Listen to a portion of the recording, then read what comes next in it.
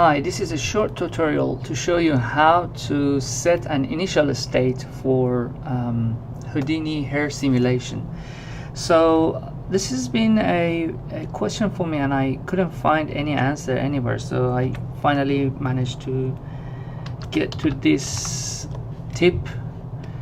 So I just add a small object here, sphere, make it polygon, and add a bit of frequency. So that's gonna be like our groom object. So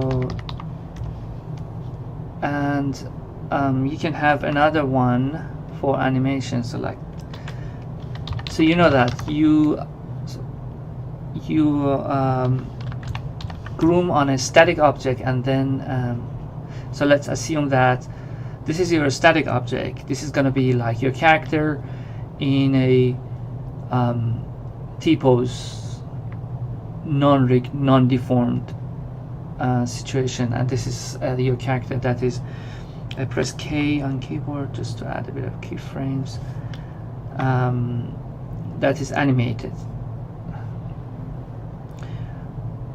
So now what happens is that, so then I'm gonna add I select some faces,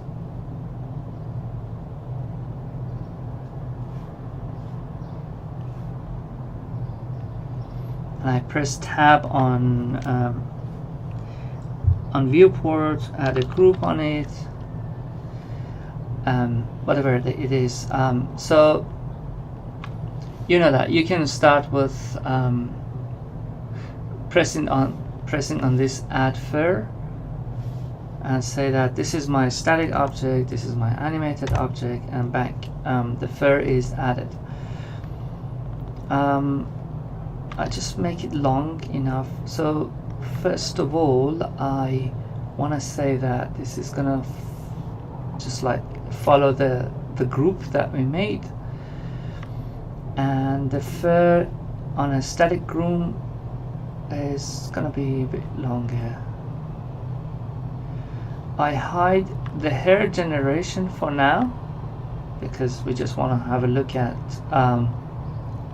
the guides at the moment. Not too many guides, just so we can have like less density, maybe longer and more segments. So you carry on, you groom it. You know how to groom that. You just like get inside here, you add like let's say we're gonna cut cut hair. So it gets added. I quite like to add it before here, before the these like 3 nodes. So I type here, press tab and type cut. Not cut. What is called? Oh, it's actually a groom, guide groom, and I added. You see that it snaps to 3 of them, all 3 guides, skin and skin VDB, and I set it to cut, and I use shift to change the size of my brush, and I cut the hair.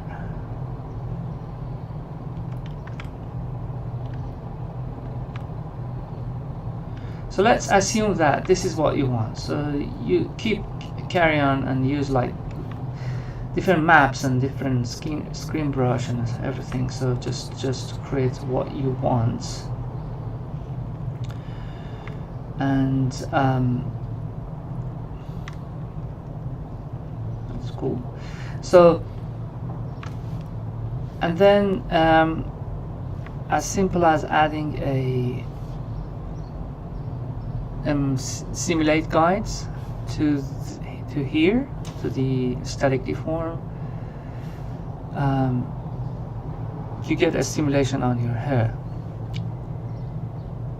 So But the point is I want this simulation to rest on the head, and then the animation starts on a rested simulation. So just testing out how your simulation would look like on a rested situation, instead of connecting it to the static deform node, basically grabs your static groom and your animated one and then transfers the groom from static to the animated.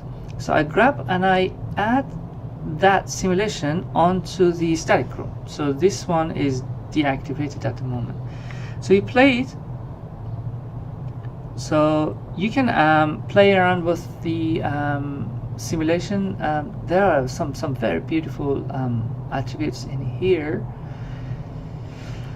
So let's say this stiffness and damping, and you can play around with them. There are some damping ratio, and maybe make it more stiff.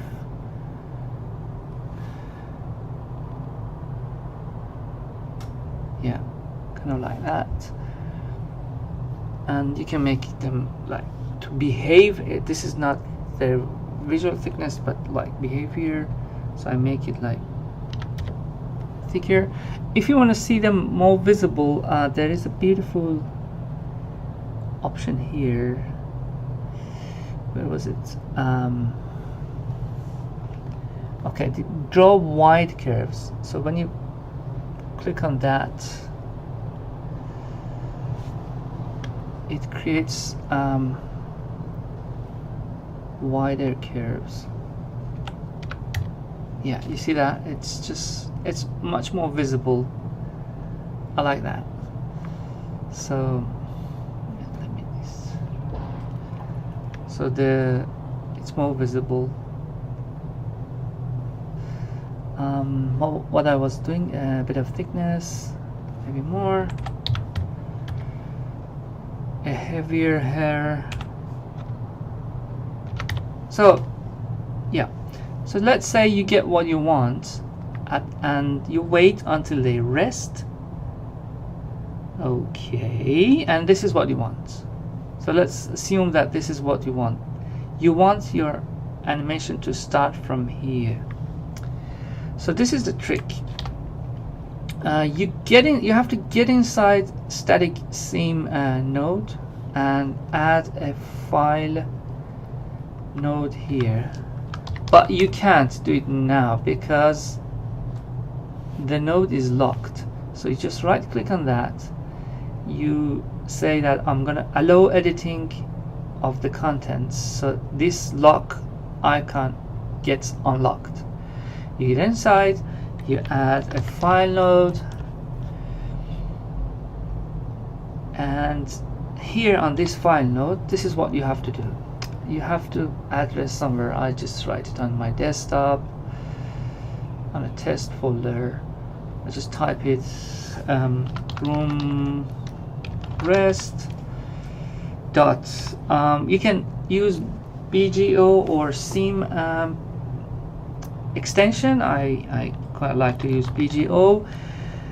Accept that, make it to right, and maybe you just like move one frame forward as well. You have to check your so you see that this BGO rest dot, so groom rest dot BGO, which is about 3 megabytes, is been created. Before doing anything, just move it back to read. That's important. Otherwise, if you keep it on write and you just like disconnect or move things around, then you lose that file. So change it to read and you can delete that. So the reason that I delete it, because I have it. I have the file here. So now I go to the I go to the static room. So in the static room, you see that the guides that are received by the simulation and deform, the output guides are the guides that are groomed, but we have a file that has stored the latest desired position of the guides. So you can add, so what you can do, you can press tab, add a file, and read that file, read that groom rest position, and just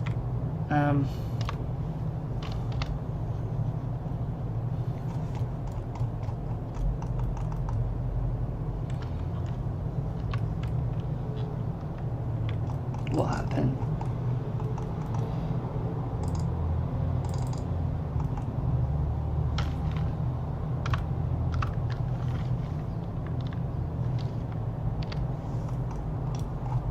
Oh, okay, I just lost them. Anyway, so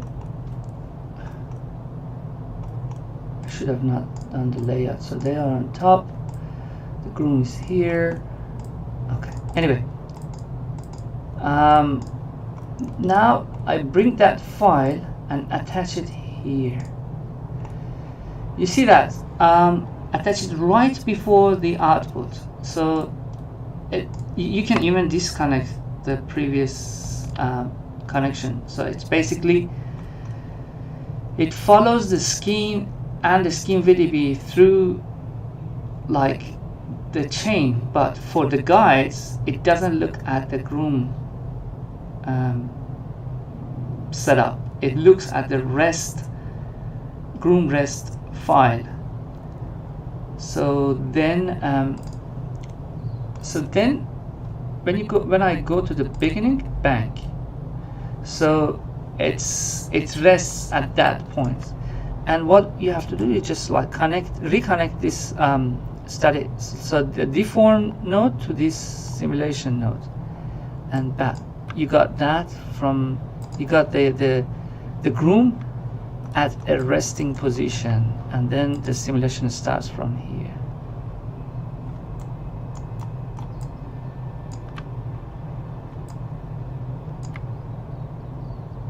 Yeah, that's it.